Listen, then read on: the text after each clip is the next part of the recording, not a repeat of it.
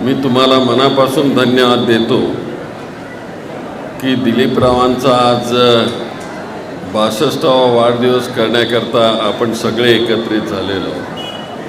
एक आनंदाचा दिवस तुमच्या आणि माझ्या आयुष्यामधला की मी तर ब्रह्मदेव मानेंच्याही वाढदिवसाला मी आलो, एक नाही 3 वाढदिवसाला आलो.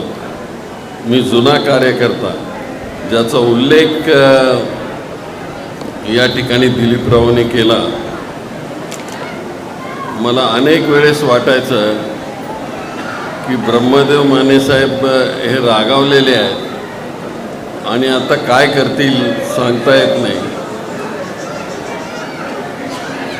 पण ते ज्या शब्दात सांगायचे की अरे आपण किती जरी म्हटलो तर सुशील कुमार हा काम करणारा माणूस आहे आणि त्याच्यात सगळं आम्हाला समाधान होऊन जायचं. तसंच दिलीपरावांचं आहे. दिलीपरावी अनेक वेळेस कधी कधी कार्यकर्त्यांना रागाने बोलतात आणि ते मला ते सांगत असतात की मी जरी साहेब रागाने बोललो तर त्याचं काम करणार आहे.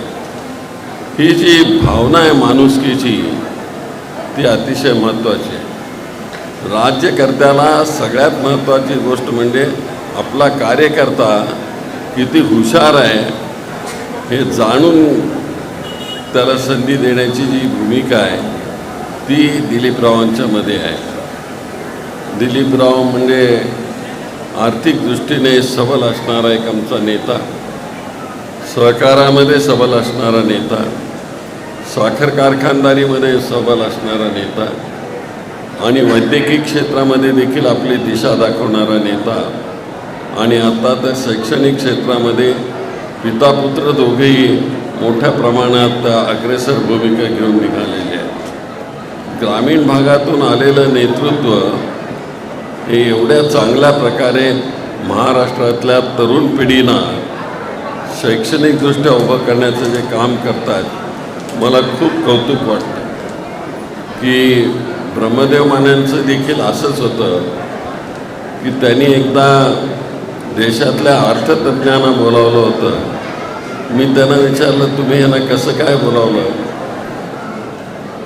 म्हणाले की ते लोकशिक्षण आपल्याला कळतं सुशील कुमार, पण हे सामान्य माणसाला कळत नाही. आणि ही जाण ब्रह्मदेव मानेंना होती. फायनान्समध्ये आर्थिक दृष्टीमध्ये काम करणारी ही साधी गोष्ट नाही आहे. अर्थकारण समजणं ही काही साधी गोष्ट नाही. आज ते बँक चालवतात व्यवस्थितरित्या आणि त्या बँकेमध्ये बसून तिथं कुठे तोटा नाही आहे. त्यांना सरळ बँकेचा व्यवहार योग्य तऱ्हेनं चालवणं आणि बँका त्यांना फायद्यात आणणं हे ते काम बघत असतात. दिलीपराव त्यांचे मित्र, मला आश्चर्य वाटतं ते सिद्धाराम म्हेत्रेंच्या बरोबर कॉलेजमध्ये होते म्हणाले सिद्धाराम म्हेत्रे. आणि हे तर तेवढंच सांगितलं त्याने, पण सिद्धाराम म्हेत्रेने कॉलेजमध्ये त्यांनी काय खोड्या केल्या हे सांगितलंच नाही. कारण राजकारणात एवढा यशस्वी होणारा माणूस त्याच्या राजकीय त्या शैक्षणिक जीवनामध्ये कॉलेजच्या जीवनामध्ये खोड्या केल्याशिवाय पुढे जाऊच शकत नाही. हे माझं उदाहरण आहे म्हणून मी सांगतो. तर त्याला खोड्याही लागतात, त्याशिवाय आपल्या समोरचा माणूस खोडकर आहे का कसा आहे हे कळत नाही त्याला. आणि म्हणून सर्व ज्याच्यामध्ये सर्व गुण संपूर्ण आहेत अशा तऱ्हेचं व्यक्तिमत्व हे आमच्या दिलीपरावांच्यामध्ये आहे. त्यांनी स्पष्टपणाने सांगितलं की माणसं चुकतात, अनेक वेळेस चुकतात, एकदा नाही अनेक वेळेस चुकतात. चांगली माणसं चुकतात,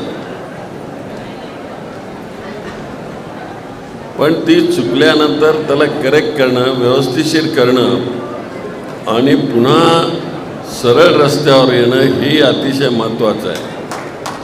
प्रणितीने अतिशय चांगल्या शब्दात सांगितलं. ती लहान असून तिला त्याची उमज आहे आणि ती उमज असल्यामुळं लहान माणसाने जरा तसं चांगलं सांगितलं तर आणखी सुधारण्याची त्याच्यामध्ये प्रवृत्ती होते आणि पुढच्याही पिढीला त्याचा लाभ होतो. मित्रहो, दिलीपरावांच्या सत्काराला मलाही बोलावलं. आमचं सगळं कुटुंब इथं आलं आहे. खरं म्हणजे आम्ही तिघे कधी जात नसतो, पण दिलीपरावांच्यावर आमचं सगळ्यांचं प्रेम आहे आणि म्हणून त्या ठिकाणी इथं आलो आम्ही. तर मिसेस शिंदे बोलणार होत्या, पण वेळेच्या अभाव त्या बोलू शकल्या नाहीत. आणखी दोघे बोलणार आहेत, त्यांना पुढे कधीतरी